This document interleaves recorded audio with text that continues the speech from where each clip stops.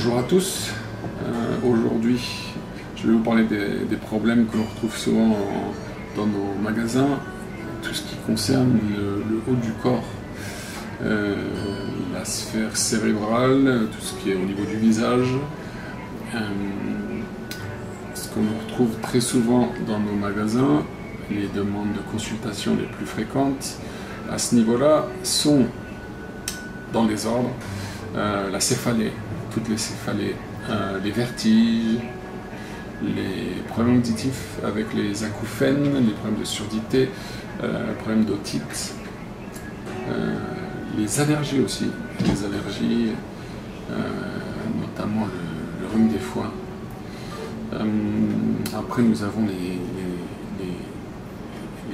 conséquences d'attaques cérébrales. Et je vais en parler un petit peu plus longuement après. Et puis il y a aussi, après il y a les problèmes oculaires avec la cataracte et les glaucomes que l'on retrouve aussi très régulièrement. En parlant des attaques cérébrales, je vais petite explication de ce problème. Alors il y a deux types d'attaques cérébrales. Il y a la rupture d'anévrisme, c'est la déchirure ou déchirure d'un vaisseau sanguin au niveau cérébral qui va entraîner une fuite du liquide sanguin, qui va entraîner un œdème et une pression sur les tissus cérébraux qui vont les endommager bien évidemment. Et puis il y a l'ischémie, une embolie, c'est-à-dire un caillot sanguin qui va bloquer le flux. Ça peut être transitoire, mais ça reste sérieux. Bon, quand c'est transitoire, il n'y a pas de nécrose et de mort de tissulaire, mais les symptômes sont les mêmes, les conséquences sont différentes, mais il faut consulter quand même. Voilà. Suivant la localisation du problème, on parle d'attaque intercérébrale ou sous-arachnoïdienne. Voilà. Bon, c'est juste la localisation, c'est pas très important pour vous. Il faut juste savoir que cette maladie fait partie des 3 grandes maladies liées à notre mode de vie, avec les cancers et les problèmes cardiaques. Les conséquences sont très lourdes, suivant la localisation, suivant la prise en charge. Mais déjà, il faut y réchapper, il faut aller aux urgences, mais les conséquences sont souvent lourdes et handicapantes. Et c'est ce que l'on traite ici dans nos magasins. Alors, je vais parler des signes lors de la crise. Les symptômes d'une attaque cérébrale sont très variés suivant la localisation. Mais si je dois vous faire une petite liste, un petit topo, il y a le problème de motricité, les engourdissements, les faiblesses, les problèmes, la douleur locale, une céphalée, et puis tous les problèmes oculaires, problèmes de champ de vision brouillé, ou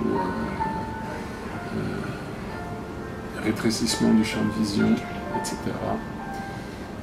Ça s'accompagne souvent de problèmes de difficultés d'élocution ou de glutition. C'est très sérieux. Si vous avez tout ça, filez aux urgences. Je vais d'ailleurs parler d'un cas qu'on va traiter plus tard. Un petit mot sur les acouphènes, pour vous rappeler que c'est souvent lié à d'autres signes.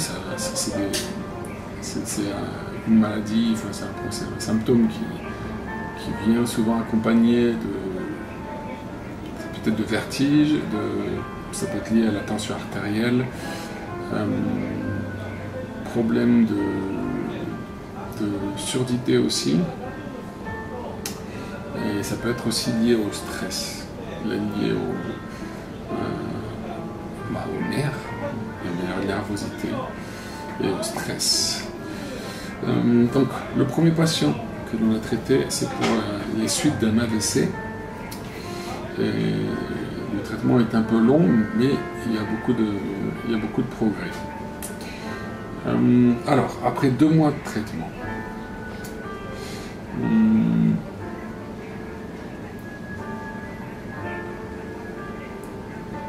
le patient nous dit qu'il retrouve de plus en plus de force au niveau de la motricité, au niveau des forces musculaires.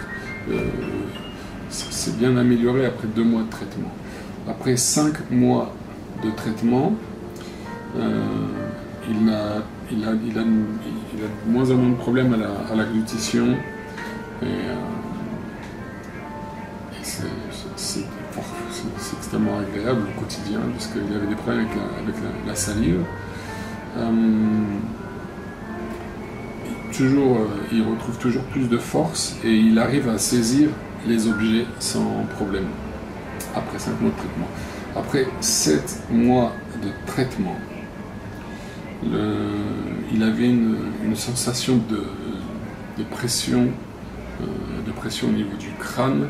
Cette sensation a disparu après 7 mois de traitement. Après 11 mois de traitement, il n'a plus du tout de problème de glutition et l'élocution aussi s'est nettement améliorée. Il va continuer le traitement 14 mois et il va se dire satisfait de son amélioration. Voilà, 14 mois de traitement. Un autre patient pour un tout autre problème d'acouphène et de vertige. Après 1 mois de traitement, il nous explique que l'état de son ventre s'est amélioré. Il digère beaucoup mieux. Il a moins de lourdeur corporelle. Et l'état de ses selles s'est nettement amélioré. Après 3 mois de traitement, l'acouphène commence à diminuer. Le niveau sonore de l'acouphène s'est nettement amélioré. Après 5 mois de traitement, l'acouphène, la puissance de l'acouphène ne cesse de diminuer et ça lui permet de bien mieux dormir le soir. Après 7 mois de traitement,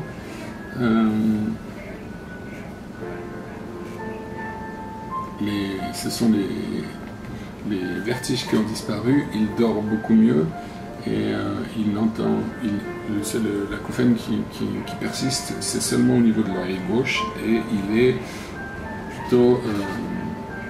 plutôt petit, donc ça ne le gêne pas, il n'y a pas de grosse gêne au quotidien. Je ne sais pas s'il a continué pas de traitement ou pas, mais voilà, c'est l'évolution sur 7 mois de traitement pour un cas d'acouphène. Voilà.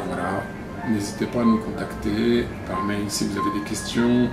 Si vous voulez commencer un traitement, on peut vous envoyer ça. Vous pouvez vous envoyer vos plantes chaque mois. Voilà. On peut passer un diagnostic en direct sur Skype ou par mail. Ça peut se faire par mail, donc n'hésitez pas. On attend vos retours. Merci bien.